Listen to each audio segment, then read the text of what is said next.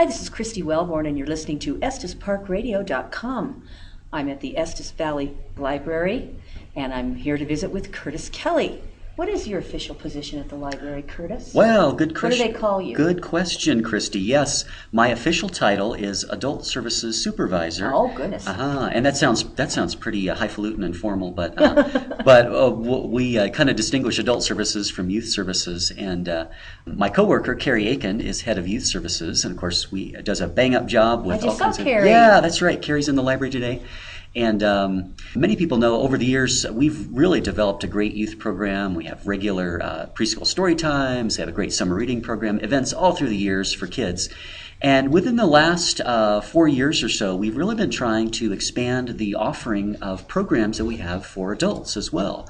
So, that's a big part of my job is coordinating with speakers and program events, be it book authors or films or our summer adventure series that has been really successful.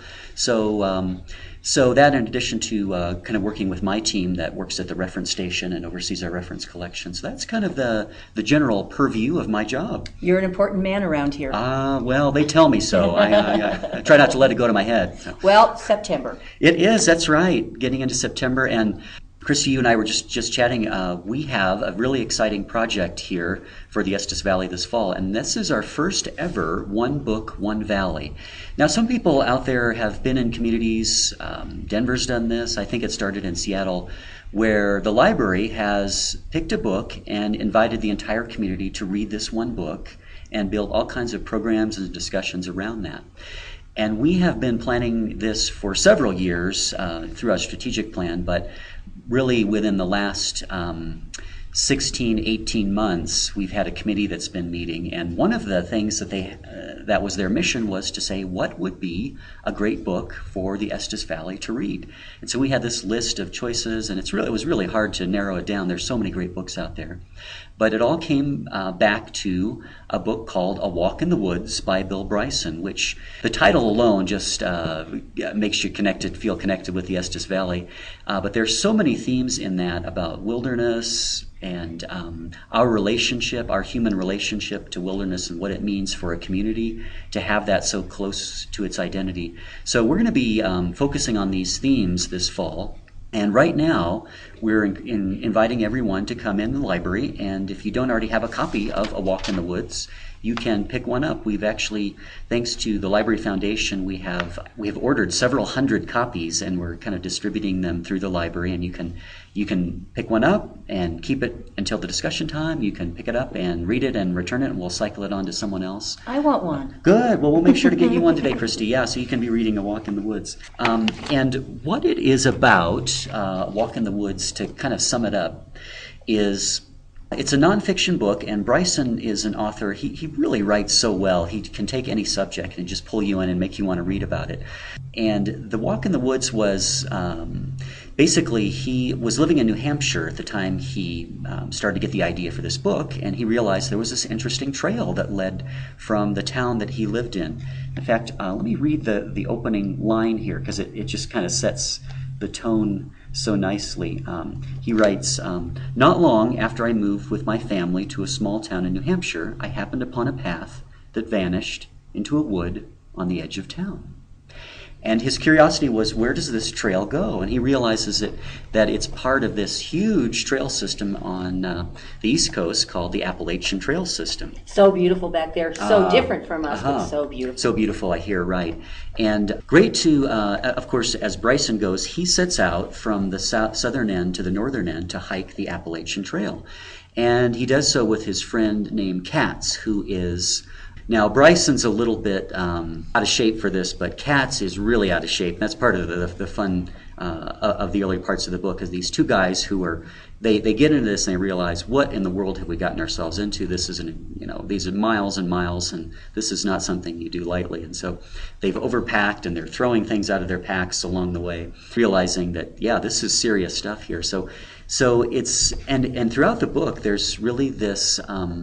At instances, they're amazed, like you said, Christy, at the beauty of this place, the trees, and having this life experience that they're having. And at the same time, they're saying, oh, we so miss being at home, the comforts of home, and wouldn't it be nice to have a warm bed? And so it's all of those feelings that you get when you're out camping are only magnified when you're there like they are for days and days. So it's really a funny book. Lots of people talk about, I have to warn people, if you're reading it in a place where you're supposed to be quiet, you have to be careful, because you'll probably find yourself laughing out loud in quite a few places. But you'll find yourself learning a lot too. It's full with history and insights into wilderness and as I said, what our relationship to wilderness is. And full of just great quotes. I love this when he comes upon a moose, and I think I have it here. He says, hunters will tell you that a moose is a wily and ferocious forest creature. Nonsense. A moose is a cow drawn by a 3-year-old. So yeah, he's always looking for the humor in things. So it gives you a flavor there of the book. I might read this quote too, which is more toward the end of the book, and it gives a feel for what he takes away from this. He says, I gained a profound respect for the wilderness and nature and the benign, dark power of woods. I understand now, in a way I never did before, the colossal scale of the world. I found patience and fortitude that I didn't know I had. I discovered an America that millions of people scarcely know exists. I made a friend. I came home. That's wonderful. Wonderful writing from Bill Bryson. Boy. Yeah.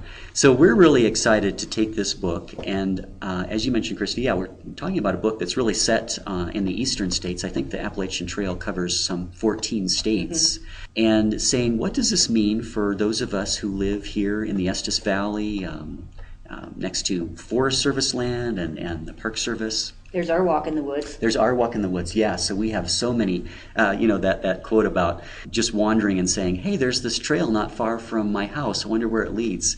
How many of us, have wondered at that same thing too when we are new residents to a place we live and we start to explore, and there's all these wonderful trails, and sometimes we've heard about where they go and sometimes we don't, and we just start exploring. So we're really excited. So what's going to be happening this fall? What does it all mean in addition to just inviting everyone to read the book?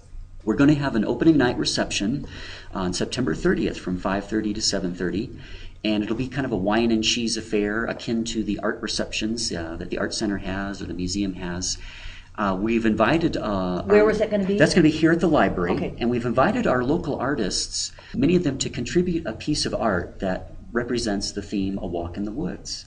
So that evening we're going to have some of the artists talking about their piece, and you can mingle with wine and cheese and visit.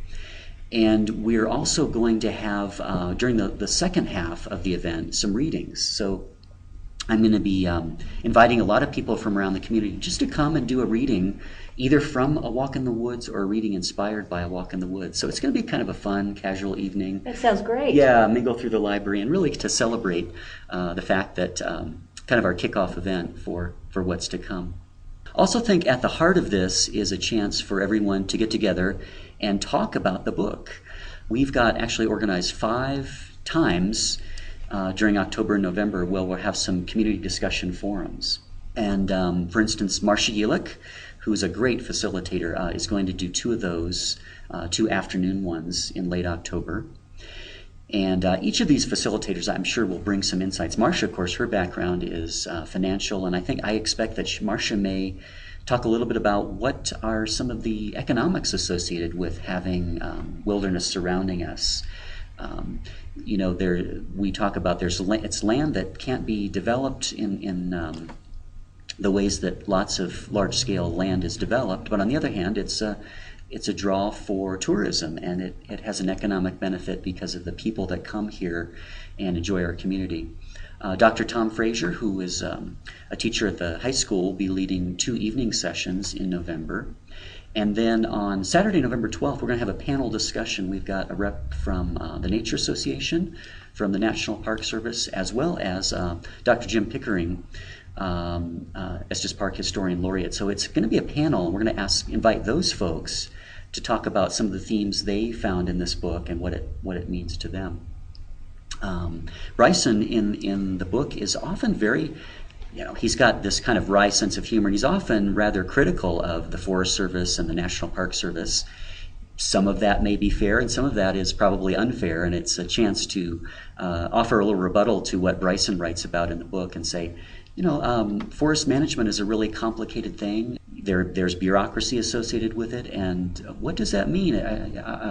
With these lands, are they best managed in the way they are through government holdings? Is there a different mechanism or structure that we as Americans should think about? So large questions for us to think about. And the book really just invites a whole scale of discussion around these themes. So the book is available now, September. The book is available now. And again, anyone can come by the library. If you're a library card holder, and if you're not, talk to us and we'll explain how you can get a library card. But if you've got your library card, you can sign out a copy. And it's really pretty flexible. You can, as I said, you can keep the copy until fall when the discussions come around. If you want to actually keep it and mark the pages, if you like to do that sort of thing, great. Or if you just want to read it and return it to us and we'll pass it on to another person. We, again, thank the Library Foundation because they are really the underwriting all of the costs for the printing of our brochures, the purchase of the extra books. There are some speaker fees, that sort of thing. So thanks to the Library Foundation. And we hope that the Library Foundation will raise some funds through all of this and that people will say, hey, I like this sort of thing happening in my community. I'll help chip in, and the foundation will be able to support future One Book events like this years to come. All right. So a lot happening. We've got, there'll be films and storytellings, some events for kids. So a real mix of things.